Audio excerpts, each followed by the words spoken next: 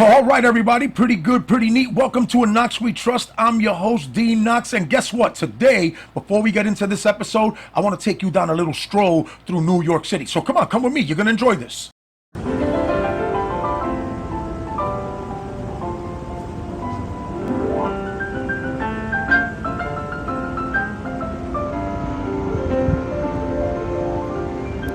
It's a beautiful day in this neighborhood, a beautiful day for a neighbor. Would you be mine? Would you be mine? It's a neighborly day in this beauty wood, a neighborly day for a beauty. Would you be mine? Could you be mine? I have always wanted to have a neighbor just. All right, wasn't that fantastic? That was freaking awesome, right? I enjoyed every minute of that, man. Like that's exactly what I like to see when I take a stroll down New York City streets. Let's get into this article from the New York Post, beginning with this video from Mayor Adams and what he has to say about solutions for this crisis, the migrant crisis, of course. Good morning, Mr. Mayor. So this is in regard to the governor's slamming of your handling of the migrant crisis. She said you were too slow to respond and refused the state-suggested sites that were suggested. Do you think your response was too slow? Well, first of all, I don't think the governor slammed. I think the governor did now. Hold on, Eric. You don't think the governor slammed you in this? Well, let's go to this article from the Post. Governor Hochul slams Mayor Adams' migrant response as slow in a scathing letter. So much for a united front. Governor Kathy Hochul ripped Mayor Eric Adams' handling of the Big Apple's out-of-control migrant crisis, accusing his administration late Tuesday of being slow to act and ignoring repeated offers of state-paid assistance.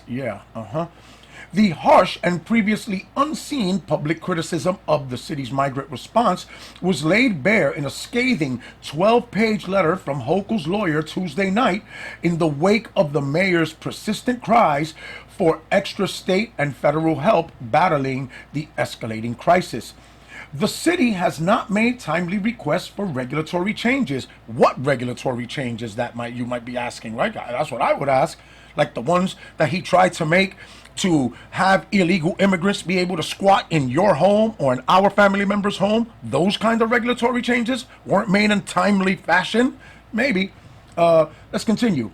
Has not always promptly shared necessary information with the state and has not implemented programs in a timely manner and has not consulted the state before taking certain actions, according to the terse letter that first reported on by the New York Times. So there you have that. Those are Governor Hochul's thoughts. Let's go back to the interview with Adams. On probably 4 areas that really I think we just need clarity on, and particularly those sites. We analyzed each site. We actually went to 3,000 different sites to see where we can house migrants. The sites that were given to us, some of them were in floodplains, some of them were not suitable to build, and so we analyzed each where we can house. Well, none of them should be suitable to build because we shouldn't be building any new facilities to house any illegal immigrants that illegally made their way into this state and into our city. That's number one. Now, I somewhat can agree with you that since we already have this crisis on our hands, thanks to you, as a matter of fact, and your party, that is a much better, or should I say, a much more affordable solution to look for an already existing building and repurpose it, like an old factory or something to that effect, which they are going to repurpose a building, all right, but let's look into it further. The sites that were given to us, some of them were in floodplains, some of them were not suitable to build. And again, none of them should be suitable to build. Because but you do find it suitable to build an all-male illegal immigrant housing facility across the street from a psychiatric center in Queens, that's suitable. So what were the others that they were unsuitable? I don't know. And so we analyzed each site. We did not ignore any of the sites as part of our 3,000 sites that 3,000. To house None of them were over suitable. 100,000 people.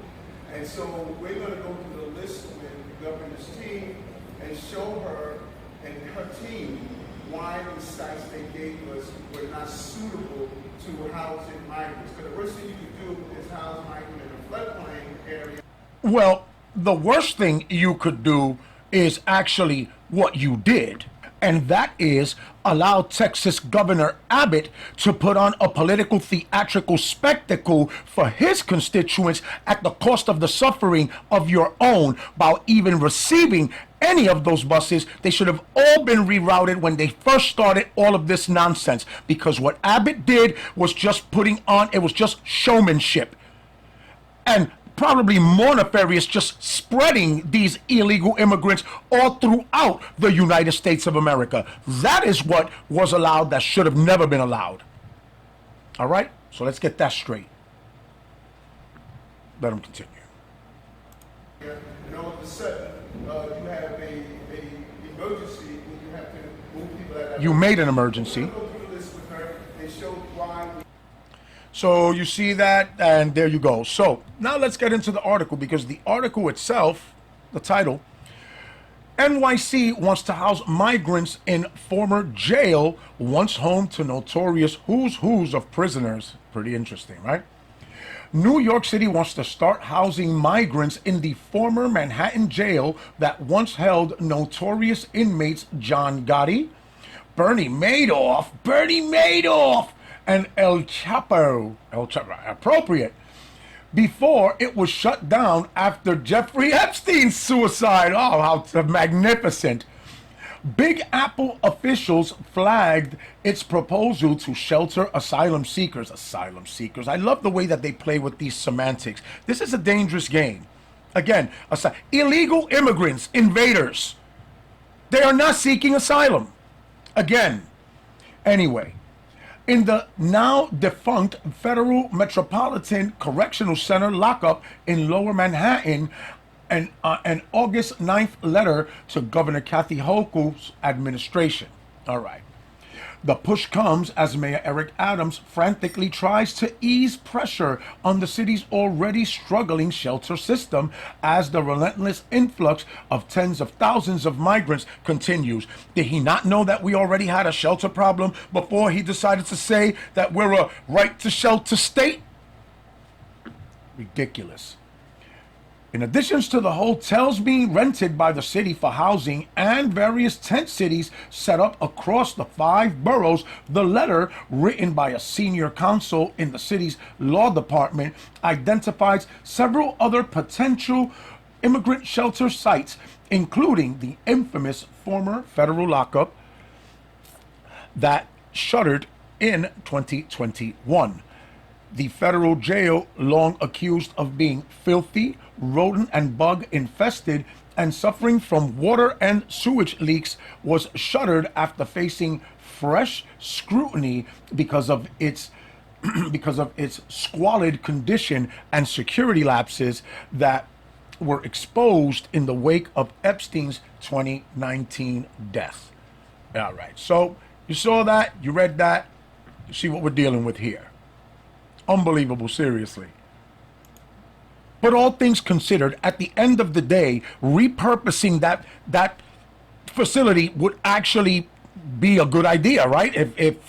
If they could, it certainly would be much more affordable. I would imagine it'd be cheaper to get rid of the infestation and plug up the leaks and deal with the sewage problem than it would be to deal with building a facility from the ground up.